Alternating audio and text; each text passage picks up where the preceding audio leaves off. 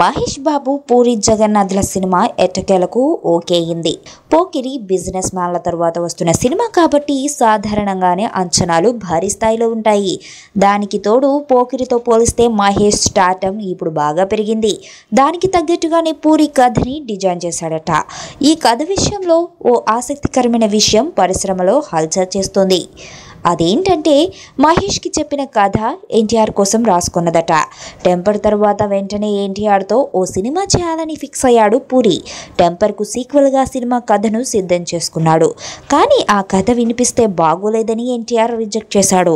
ఇప్పుడు ఆ కథనే మహేష్తో ఓకే చేయించుకున్నాడని టాక్. ఎన్టీఆర్కి నచ్చని కథను తీసుకెళ్లి మహేష్తో ఓకే చేయించుకున్నాడు.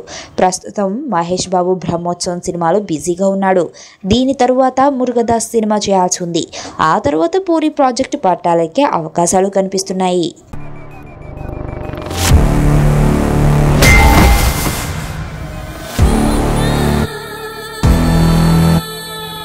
ఎర్రతోలు కదా స్టైల్గా ఉంటాడనుకుంటున్నావేమో. మాస్ ఓరా మాస్.